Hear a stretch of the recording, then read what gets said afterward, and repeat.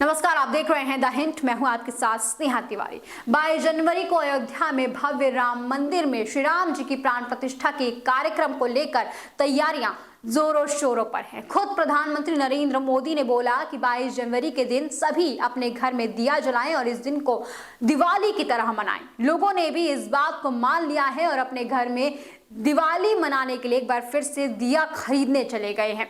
अयोध्या में भी इस दिन को लेकर तैयारियां जोरों शोरों पर हैं। अयोध्या की सड़क, गली सब कुछ सजा दिया गया है। फूल, माला, लाइटें, दिया, जो कुछ हो सकता था राम जी की वापसी को लेकर वो सब कुछ लगाने का काम किया जा रहा है। यही नहीं, काफी सारे दियों के साथ अयोध्या में श्री राम जी की वापसी को लेकर उत्सव भी मनाया जा रहा है।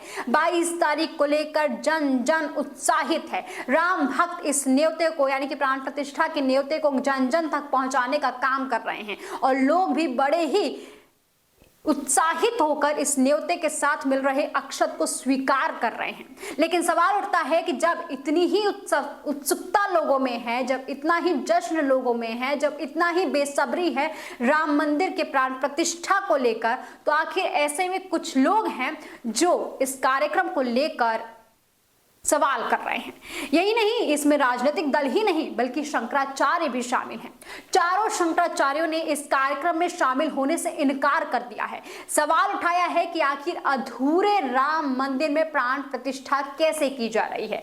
सवाल ये भी उठ रहे हैं कि आखिर सारे वैदिक कार्य जब प्रधानमंत्री नरेंद्र मोदी करेंगे तो आखिर जो शंकराचार्य हैं वो क्या करेंगे।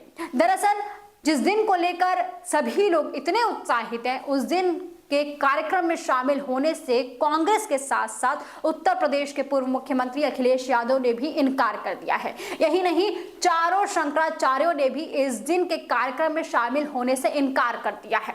कांग्रेस का कहना है कि धर्म एक निजी मामला है और वो भगवान श्री राम से जब चाहे तब मिलेंगे। उन्हें कोई नहीं बता सकता कि कब वो मिले और उन्हें भगवान राम से मिलने के लिए किसी मिडिलमैन की जरूरत नहीं है। कांग्रेस ने एक प्रेस कॉन्फ्रेंस के जरिए ये साफ कर दिया है कि वो 22 तारीख के कार्यक्रम में शामिल नहीं होंगे। पहला सवाल यह है कि क्या भगवान के मंदिर में निमंत्रण से जाया जाता है? इंतजार की जाती, साहब निमंत्रण दीजिए हम आएंगे। किस तारीख को किस श्रेणी का व्यक्ति मंदिर में जाएगा यह कौन तय करेगा? राजनीतिक दल तय करेगा कि एक राजनीतिक दल तय करेगा कि मैं अपने भगवान से मिलने कब?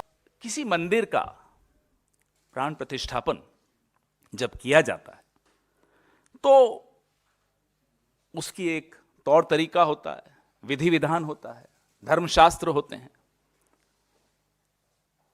क्या यह कार्यक्रम धार्मिक है?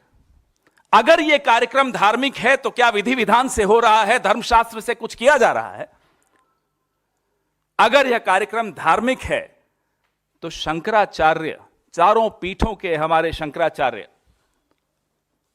क्या उनकी सलाह से, उनकी देखरेख से इस कार्यक्रम का स्वरूप तय किया जा रहा है? I do not need a middle man between me and my God. Congress के बाद अब उत्तर प्रदेश के पूर्व मुख्यमंत्री ने भी ये साफ किया है कि वो 22 तारीख के होने वाले कार्यक्रम में शामिल नहीं होंगे। लेकिन सवाल उन दोनों पर उठने लाजमी थे। कांग्रेस से लेकर उत्तर प्रदेश के पूर्व मुख्यमंत्री के ना जाने को लेकर लोगों में नाराजगी है। लोगों ने सवाल उठाए हैं कि आखिर वे क्यों नहीं जा रहे हैं। आखिर ये राजनीतिक मुद्दा भी है तो भी उनके ना जाने से किसका नुकसान हो रहा है। इसके बाद अब चारों शंकराचार्यों ने भी इस कार्यक्रम में शामिल होने से इनकार कर दिया है। जगन्नाथपुरी के शंकराचार्य स्वामी निष्ठानंद सरस्वती ने राम मंदिर के प्राण प्रतिष्ठा में जाने से इनकार किया और कहा कि जब प्रधानमंत्री नरेंद्र मोदी उद्घाटन और प्राण प्रतिष्ठा करेंगी तो मैं क्या ताली बजाऊंगा। शंकराचार्य ने यह भी कहा कि मेरा हृदय ऐसा नहीं है कि प्राण प्रतिष्ठा का कार्यक्रम का निमंत्रण मिले तो मैं फूल जाऊं और ना मिले तो कुपित हो जाऊं, लेकिन राम जी शास्त्रों के हिसाब से ही प्रतिष्ठित हों, ये जरूरी है। इसके बाद ज्योतिर्मठ शंकराचार्य अभिमुक्तेश्वरानंद सरस्वती ने भी कहा कि देश के चारों शंकराचार्य 22 जनवरी को प्राण प्रतिष्ठा में नहीं शामिल होंगे। यह आयोजन शास्त्रों के अनुसार नहीं हो रहा है। शंकराचार्य का कहना है कि वे किसी राग या द्वेष के कारण नहीं, बल्कि शंकराचार्यों का यह दायित्व है कि वो शास्त्र विधि का पालन करें और करवाएं, और अब वहां शास्त्र विधि की उपेक्षा हो रही है। तो इसके बाद सवाल उठना लाजमी है कि क्या वाकई 22 जनवरी को होने वाले कार्यक्रम में शास्त्र विधि की उपेक्षा हो रही है?